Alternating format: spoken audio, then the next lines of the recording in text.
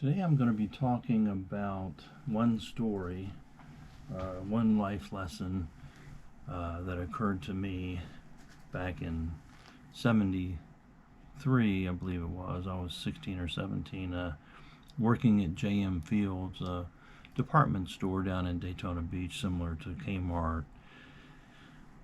And I had started in housewares and then was moved to the sporting goods section, and at some point I started doing inventories and ordering product early on.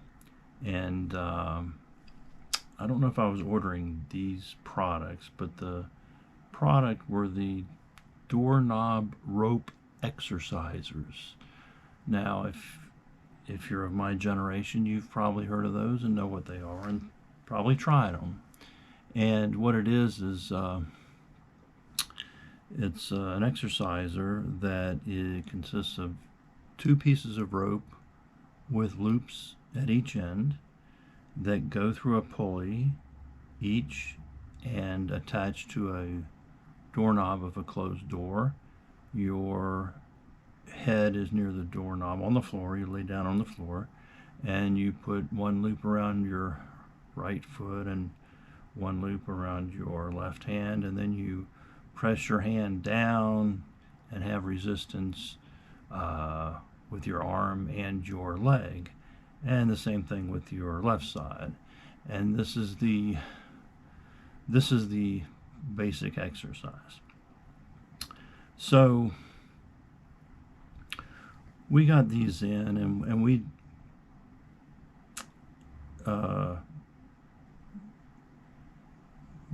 got some in, and they started selling pretty well once they were advertised on TV. And we couldn't keep them in the store. We would order 50 and they would be gone in a few days. We'd double that, and 100 and 200 and 400 and 1,000. And then we finally put them on a large table and stacked them up and had a big sign, and at some point the sales fell off, and we had to reduce the price, and then we couldn't get rid of them. We just couldn't sell them. Nobody wanted them. And I guess it was a fad, whatever. But at some point during that process, when they were extremely popular, I purchased one and I took it home and to try out, and just to see how great they are, because they were such good sellers. And now these were made out of the rope was really cheap quality. It wasn't even hardly could be called a rope. It's a wiry, hard polypropylene 3/8 inch, I think, type of braided or twisted, like twisted plastic rope that when you would use it, the scraping against the pulley was just so loud. It was, and I'm sure it would have worn out the pulleys very rapidly. But it was just a piece of junk in the materials that were made and so forth. And I tried using it for a number of times. I don't remember, but my conclusion was it was really a piece of junk, and that you'd be doing better to walk around the house 3 times and do sit-ups and push-ups and do that every day and save your money, or buy something that's really of value. Join a health club, or buy an elliptical, or something, an exercise bike, or a rowing machine, which is what I use, the Concept 2 rowing machine, since I was on the rowing team in college. But it got me to thinking, watching this unfold, this pattern, this psychological event of this sales of this item. And I realized, number one, the power of TV. They were advertised, and the people on TV were all good looking, and and showed them what they looked like 2 months later, and they were beautiful, beautiful, trim and fit, lost weight. And so, people, and this happens with all kinds of products, not just exercise products, but diets, and I mean anything that someone does to improve themselves. They think it's going to be great. They're full of hope, and it turns out that not everything it's more like a snake oil. It's just not good, and you're going to be disappointed. So, I learned the importance of scarcity. That when we didn't have many items, they sold like hotcakes, combined with the marketing. And then when we had a ton of them, they just didn't sell. I think people probably thought when there weren't many there, oh, maybe tomorrow they'll be gone. And when there's tons of them there, they thought, well, I don't need it today. And they just put off their purchase. But it was a real lesson. And, it reminds me, these lessons are all around and throughout history. It's the same thing that happened to Ralphie in A Christmas Story. He wanted his Little Orphan Annie decoder ring, and he was a member of the Little Orphan Annie fan club, and he ordered his decoder ring that he'd heard about on the radio, and so he'd go check the mailbox every day and wait for his special super secret Little Orphan Annie decoder ring.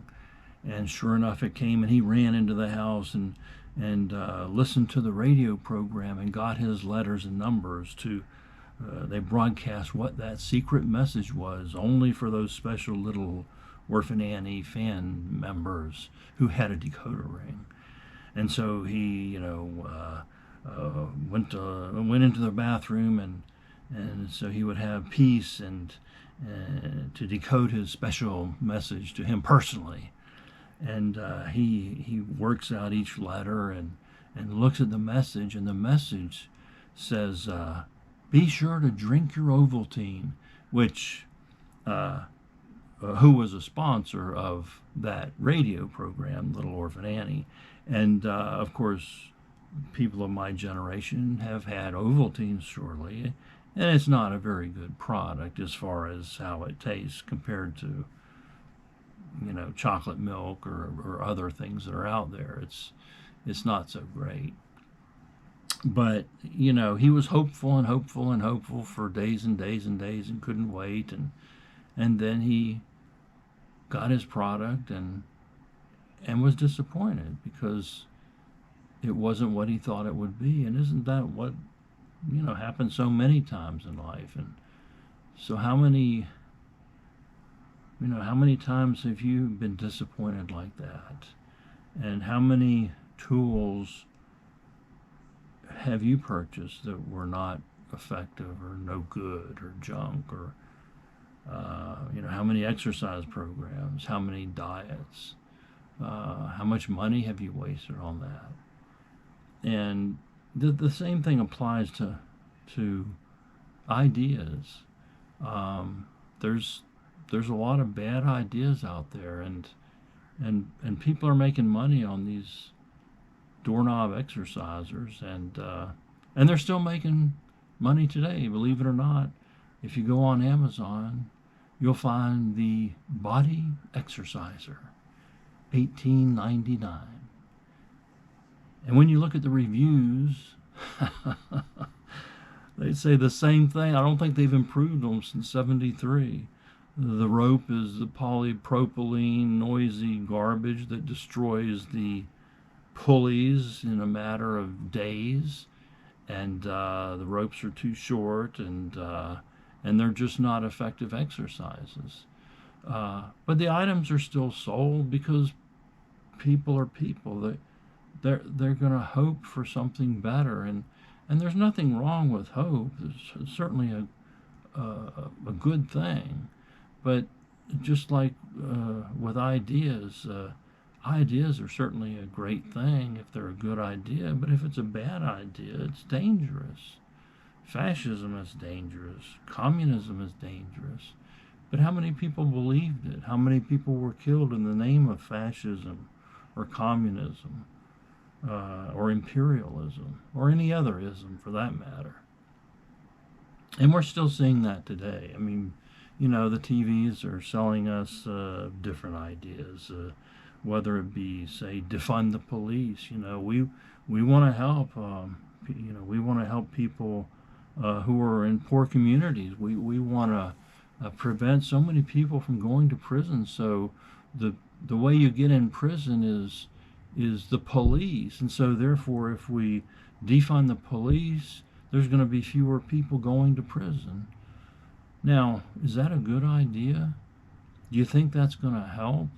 I mean, the reason why people go to prison is because they commit crimes. And while it's true they're caught, but do you think if there's no police, the crime is going to go down and things are going to get better? Of course not. Of course not. And people are going to have hope. People that believe this, that truly believe it, that's their form of the doorknob rope exerciser. They're hopeful. It's going to help me. I feel better because I'm helping out these poor people, and so it's a good thing. But they're going to be disappointed when they find out that the idea doesn't work. It's not a good idea. And it's the same thing with other ideas we have currently, such as the